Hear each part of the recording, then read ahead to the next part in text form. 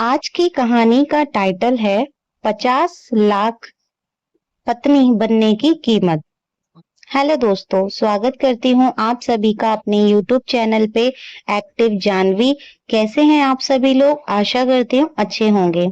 आइए दोस्तों, वीडियो को स्टार्ट करते हैं। बट वीडियो को स्टार्ट करने से पहले अगर आपने अभी तक मेरे चैनल को सब्सक्राइब नहीं किया है तो प्लीज चैनल को सब्सक्राइब करके बेल आइकन को ऑन कर लीजिएगा, ताकि मेरी जो भी लेटेस्ट कहानी होती है उसका नोटिफिकेशन आपके पास सबसे पहले पहुंचे।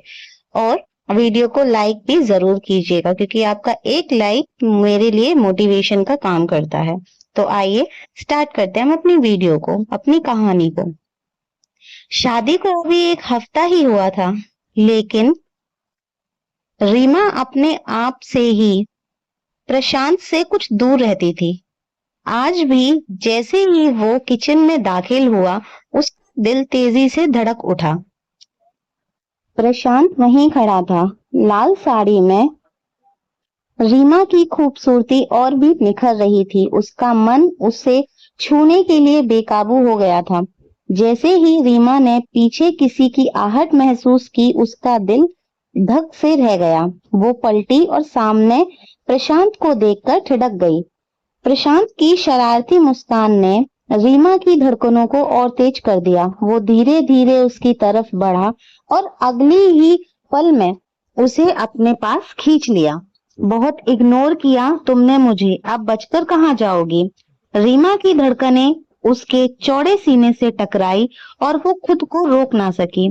प्रशांत ने उसकी गर्दन पर होठों का स्पर्श किया और रीमा की नाजुक संवेदनाएं उसके साथ बहक उठी। लेकिन तभी उनकी यादों में कॉलेज का वो दिन भी ताजा हो आया। प्रशांत, जो हमेशा खुद को सबसे ऊंचा और खास समझता था, पापा की मजबूरी में एक 3rd क्लास कॉलेज में मुख्य अतिथि बनने गया था। उसने साफ कह दिया था, पापा मैं वहां नहीं जाना चाहता, वहां सिर्फ गरीब बच्चे पढ़ते हैं और आप जानते हैं कि मुझे गरीबों से नफरत है। प्रशांत के पिता मुस्कुराए और प्यार से समझाया, बेटा हम गरीबों से नहीं, गरीबी से नफरत करते हैं। उनके भी एहसास हैं, उनके भी सपने हैं। याद रखो, तुम्हारे दिल में हमदर्दी भी होनी चाहिए। प्रशांत ने केवल हल्की मुस्कान दी और फिर कहा, सिर्फ आपकी खातिर मैं इस कॉलेज में जा रहा हूँ, मगर दिल जरा भी नहीं है मेरा। गाड़ी में बैठते ही वो चुप रहा, वहां बाहर गुजरती दुनिया की तरफ घूरता रहा। कॉलेज पहुंचते ही प्रिंसिपल और स्टाफ ने आदर से उसका स्वागत किया, वेलकम किया और वो सम्मान पूर्वक ऑडिटोरियम में बैठ गया। लेकिन प्रशांत की निगाहें वहां की लड़कियों पर भी थी।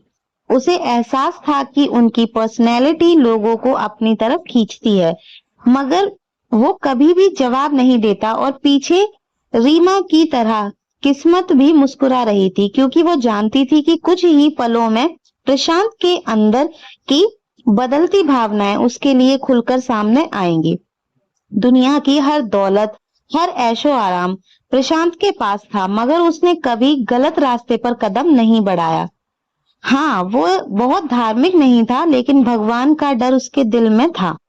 कभी किसी गलत चीज की तरफ उसका झुकाव नहीं हुआ, जबकि कई लड़कियां अपनी इज्जत उसके कदमों में न्यौछावर करने के लिए हर वक्त तैयार रहती थी।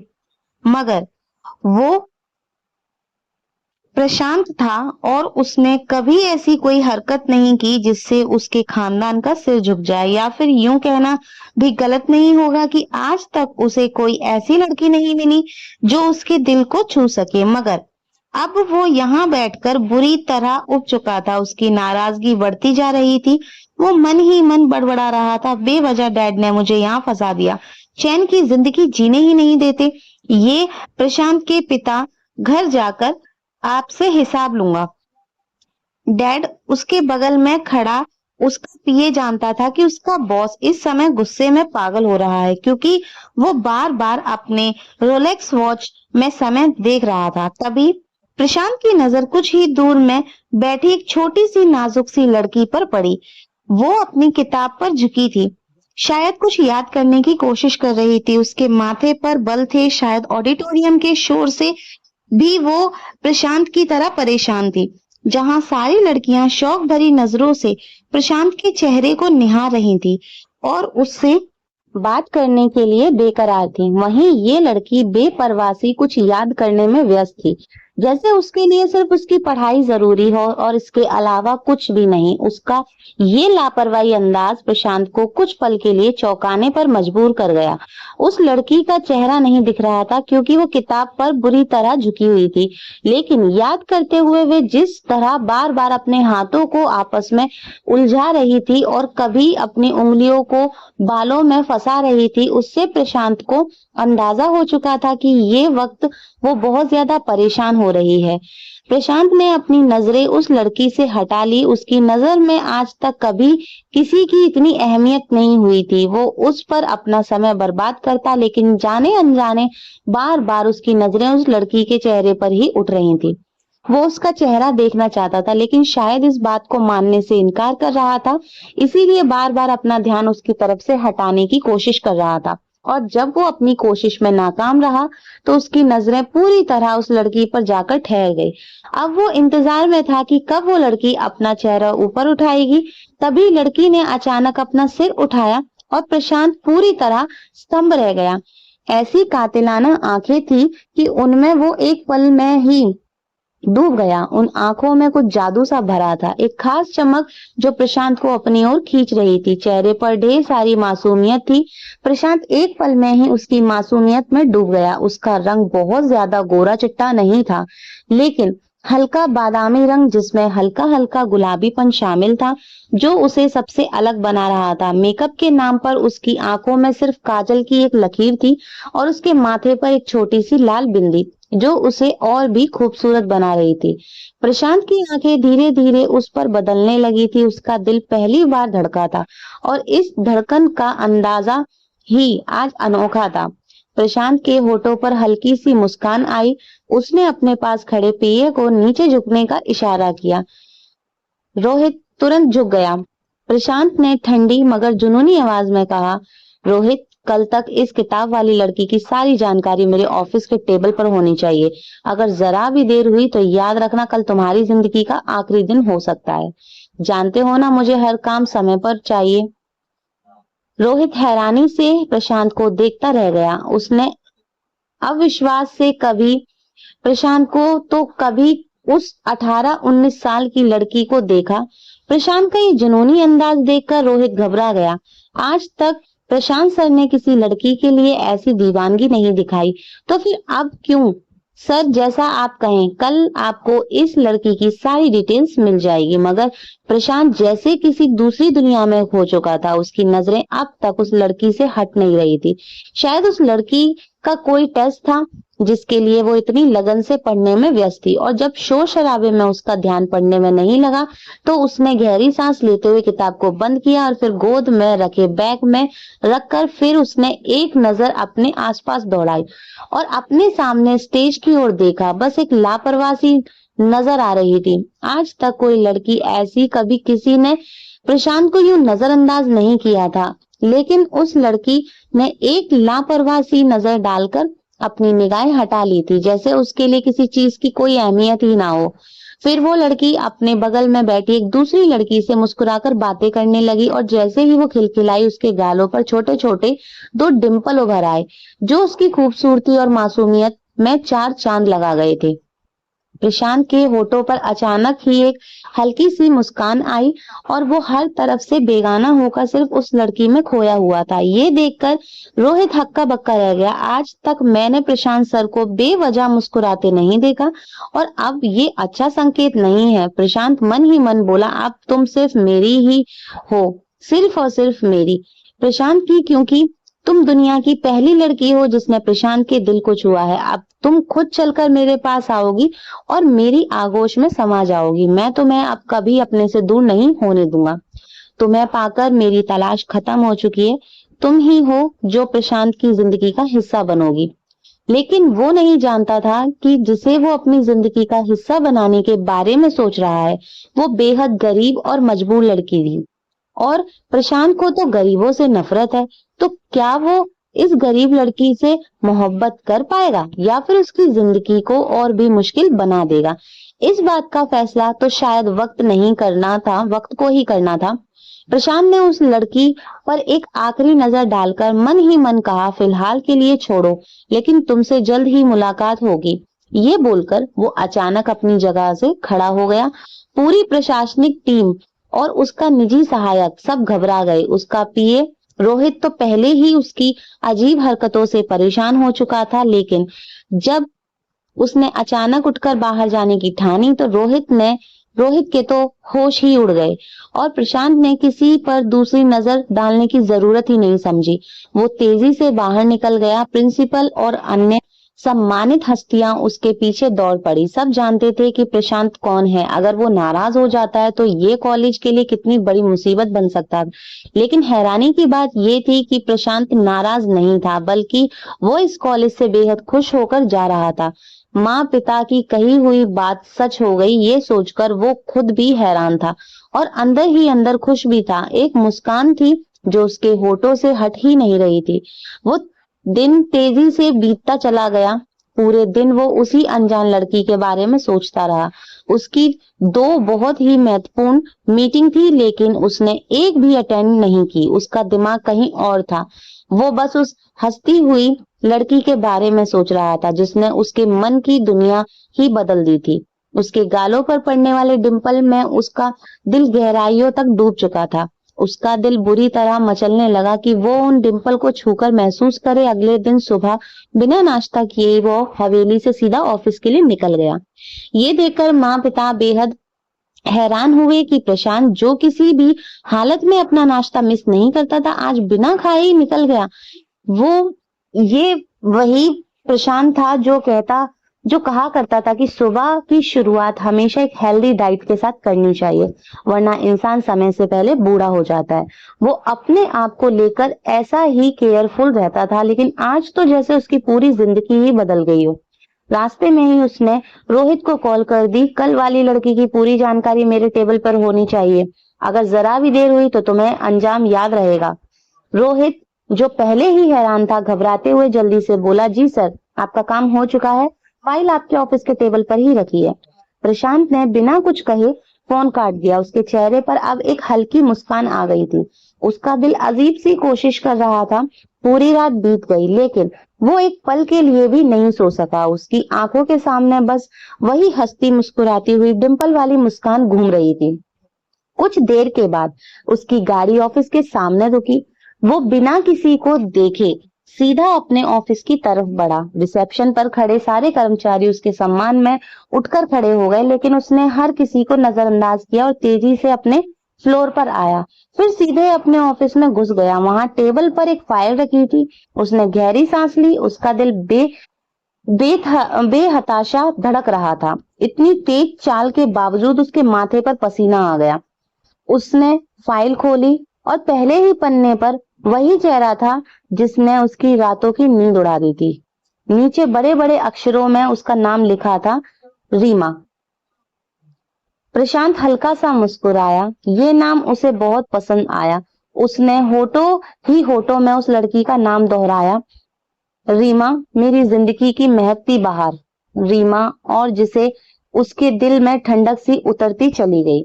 लेकिन जैसे जैसे उसकी आंखें फाइल में आगे बढ़ती गई, वैसे वैसे उसका चेहरा कठोर होता चला गया। उसके माथे पर गहरी लकीरें पड़ गईं। चेहरा गुस्सा और हीन भावना से तना हुआ था।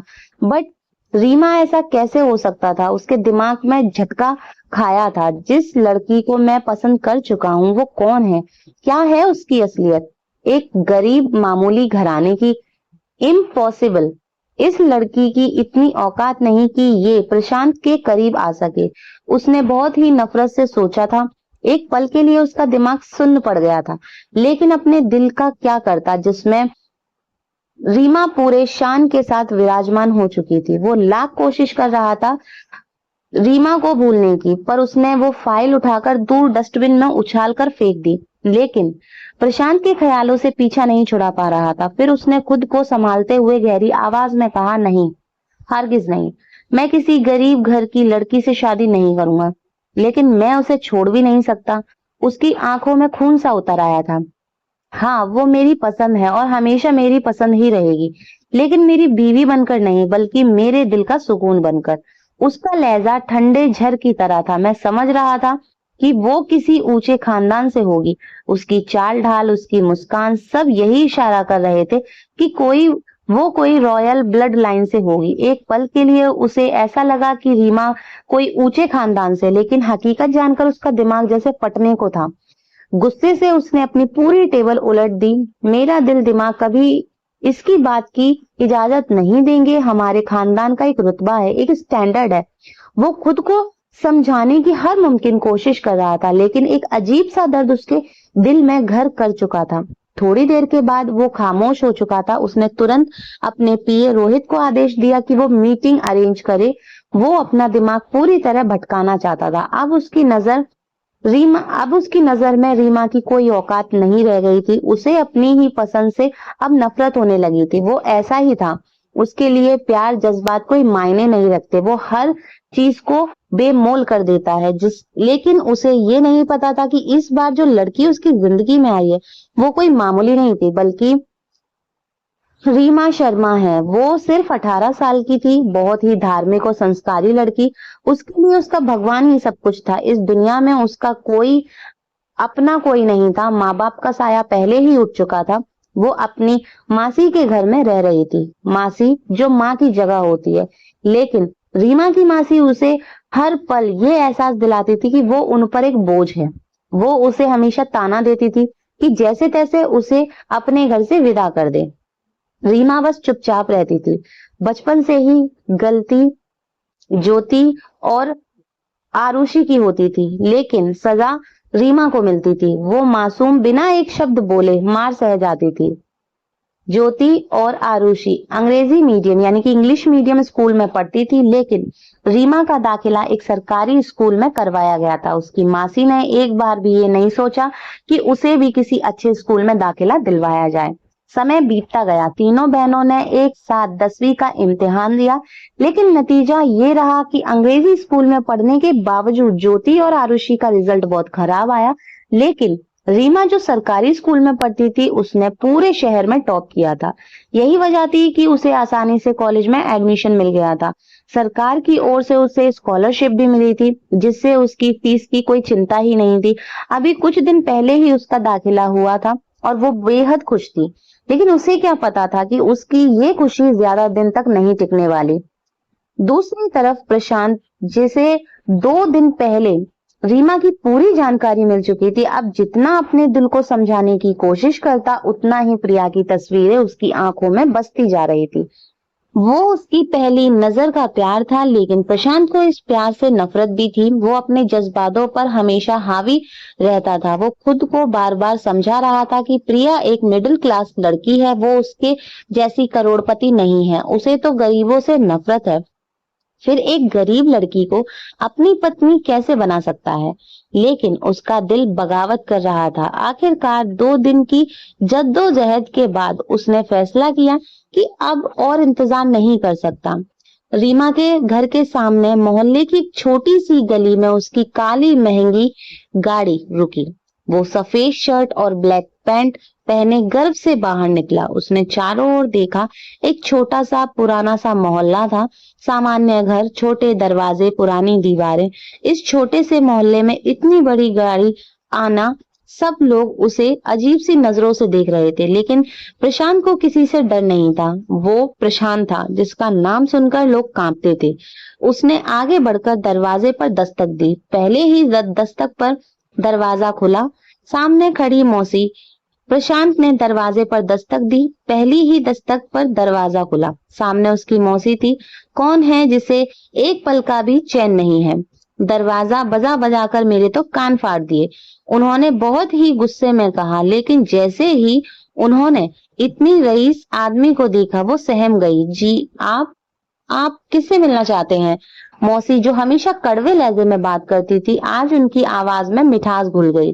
प्रशांत घर में कदम रखते हुए ठहरे हुए अंदाज में बोला, किसी और से नहीं, सिर्फ आपसे और आपके मासा से मुलाकात करनी है। मासी प्रशांत का ये अनोखा अंदाज देखकर हैरान रह गई। उन्होंने दरवाजे की तरफ इशारा किया। पीछे खड़े नौकर कई कीमती तोहफे और बड़े बड़े बैग्स लेकर आए थे। मासी दंग रह गई और जल्दी से भागते हुए अपने कमरे में गई। अपने मासा को पुकारने लगी, जल्दी चलो, कोई बहुत बड़ा आदमी आया है, गाड़ी में ढेरों सामान लाया है। उनकी लालची जो मासा भी थे वो तुरंत बाहर आ गए। सामने खड़े प्रशांत को देखकर वो समझ गई कि ये कोई मामूली इंसान नहीं है। प्रशांत मुस्कुराकर बहुत ही मीठे अंदाज में बोला, बोलिए साहब, किस लिए आए हैं? यश प्रशांत ने एक नजर उन लोगों पर डाली और फिर लाउंज के सोफे पर टांग रखकर बैठ गया। दोनों अपने चेहरों पर जबरदस्ती मुस्कान लिए उसकी खातिरदारी में लगे थे, लेकिन प्रशांत की नजरें किसी और को ही तलाश रही थी। वो रीमा को ढूंढ रहा था। आखिरकार वो उसी के लिए तो पहली बार इस जगह पे आया था, वरना वो ऐसे गरीब इलाकों से गुजरना भी तौहीन समझता था। मासी खुशामदी लहजे में बोली, ये सब किसके लिए? आप कौन हो और हमारे घर आने की वजह? प्रशांत ने उनके चेहरे पर एक नजर डाली। वो समझ गया कि ये औरत बेहद लालची है। शरीफ घरों की औरतें और उनके मर्द इस तरह नहीं होते। कोई गैर मर्द घर में आ जाए तो वे चुपचाप उसे अंदर आने दें, गिफ्ट्स लें। ये किसी भी शरीफ खानदान का तरीका नहीं होता। प्रशांत ने गहरी सांस ली। हालांकि उसके दिमाग की नसें गुस्से से फटने को थी, लेकिन उसने खुद को काबू में रखा। फिर उसने सीधे उन दोनों की आंखों में देखते हुए कहा, मैं यहाँ आपकी बेटी का रिश्ता मांगने आया हूँ। मेरा नाम प्रशांत है। मैं बिजनेस की दुनिया का बेताज बादशाह हूँ। मेरे बारे में जानकारी हासिल करने के लिए आपको ज्यादा परेशान होने की जरूरत नहीं है। बस एक बार गूगल करिए और आपको पता चल जाएगा कि मैं कौन हूँ। ये सुनते ही दोनों की खुशी का ठिकाना नहीं रहा। उनके दिमाग में सबसे पहले आया कि ज्योति और आरुषि का ख्याल ही आया, लेकिन अगले ही पल प्रशांत ने उनकी इस खुशी पर पानी फेर दिया। उसने प्यार भरे लेकिन सख्त अंदाज में कहा, मैं आपकी सबसे छोटी बेटी रीमा से शादी करना चाहता हूँ और अब मैं इसी वक्त उससे शादी करूंगा और उसे अपने साथ ले जाऊंगा। बदले में आप मुझसे जो चाहे कीमत ले सकते हैं, वो मैं चुपचाप भर दूंगा, लेकिन शादी के बाद रीमा का आपसे कोई रिश्ता नहीं रहेगा और ना ही आपका उससे कोई वास्ता होगा। अब तक जो दोनों खुद को आसमान पर समझ रहे थे, अगले ही पल जमीन पर गिरने जैसा महसूस करने लगे। उन्होंने तुरंत जवाब दिया, रीमा हमारी बेटी नहीं, भांजी है। हम उसे किसी भी कीमत पर नहीं बेच सकते। अगर आप उससे सचमुच मोहब्बत करते हो तो पूरे सम्मान के साथ शादी करनी होगी। प्रशांत समझ चुका था कि उनका इनकार किस वजह से है, लेकिन वो कोई नौसिखिया नहीं था। उसके लिए पीए रोहित की तरफ देखा और इशारा किया कि ब्रीफ केस लाया जाए। पीए फौरन उसके करीब आया और प्रशांत ने उनके सामने ब्रीफ केस खोल दिया। दोनों की आंखें एकदम चौड़ी हो गई। वे जो अभी उसे घर से निकालने को कहने वाले थे, अब हक्का बक्का होकर उस पैसे से भरे ब्रीफ केस को देख रहे थे। प्रशांत ने उनकी आंखों में देखते हुए कहा, इस ब्रीफ केस में पूरे 50 लाख है। मैं इससे ज्यादा भी दे सकता हूँ, लेकिन अभी मेरे पास यही है। क्या आप अब भी आप इनकार करना चाहेंगे? मासा तुरंत ब्रीफ केस पकड़ कर जल्दी से बोला। वो बहुत खुश होकर बोला, भांजी तो है, लेकिन हमने उसे अपनी बेटी की तरह पाला है। हम भी यही चाहते हैं कि उसकी शादी अच्छे घर में हो जाए। हमारी बस यही तमन्ना है कि वो खुश रहे। क्यों मासी, मैंने सही कहा ना? मासी ने फौरन हामी भरते हुए कहा, जी बिल्कुल सही कहा। मुझे भी क्या एतराज हो सकता है? हमारी बच्ची बस खुश रहे। बस आपसे यही विनती है कि हमारी बेटी को कोई परेशानी ना हो। अगर आप अभी शादी करना चाहते हैं तो मैं तुरंत सारे इंतजाम करवा देती हूँ। प्रशांत उन दोनों पति पत्नी को अफसोस से देखता रह गया। जो लोग 1 मिनट पहले इनकार कर रहे थे, अब पैसे के आगे झुक चुके थे। इसीलिए तो उसे गरीबों से नफरत थी। आज तक उसका जितना भी गरीब लोगों से वास्ता पड़ा था, उसने अपने सामने उन लोगों को गिड़गिड़ाते और पैसे मांगते ही देखा था। शायद आज तक उसे कोई खुददार लोगों से वास्ता ही नहीं पड़ा था, क्योंकि गरीब लोगों में एक ही तो चीज होती है और वो होती है उनकी फुल जमा पूंजी, उनकी खुददारी। लेकिन फिलहाल तो वो मौसी और उसके पति को देख रहा था और उनके लालचीपन पर अफसोस कर रहा था, लेकिन उसे अफसोस करने का कोई फायदा नहीं था। उसे जो चाहिए था बस उसे हासिल करना था। उसने सख्त लहजे में कहा, सिर्फ 10 मिनट है, रीमा को तैयार करके मेरे बराबर में बिठाओ, पंडित जी का इंतजाम हो चुका है, अभी इसी वक्त शादी होगी, उसके बाद विदाई भी होगी और मैं रीमा को अपने घर ले जाऊंगा। उसके बाद ना रीमा का आपसे कोई वास्ता रहेगा, ना आपका रीमा से कोई रिश्ता रहेगा। लालची लोगों के बीच रीमा को छोड़ने का उसका मन ही नहीं था। मौसी ने फौरन ब्रीफकेस उठाया और बोली, जी साहब बस 10 मिनट आती हूँ। प्रशांत शांत हो गया, लेकिन उसने अपने पीए को फौरन शादी का इंतजाम करने का हुक्म दिया। मौसी ब्रीफकेस लेकर अपने कमरे में गई, फिर अपनी बेटियों के कमरे में पहुंची। ज्योति और आरुषि आराम से बेड पर लेटी, जबकि रीमा पतली सी चादर लेकर जमीन पर सोई हुई थी, गहरी नींद में। उसे अंदाजा भी नहीं था कि उसकी जिंदगी अब पूरी तरीके से बदलने वाली है। जब उसकी मासी कमरे में आई तो उनकी दोनों कजिन जो मोबाइल में व्यस्त थीं, बेजार से बोली, क्या हुआ, हमारे कमरे में क्यों आई हो? लेकिन मौसी ने अपनी दोनों बेटियों को नजरअंदाज करते हुए जमीन पर सोई रीमा की तरफ कदम बढ़ाए और उसे झकझोर कर उठाया। दोनों बहनें हैरान रह गई कि अचानक उनकी मम्मी को क्या हो गया।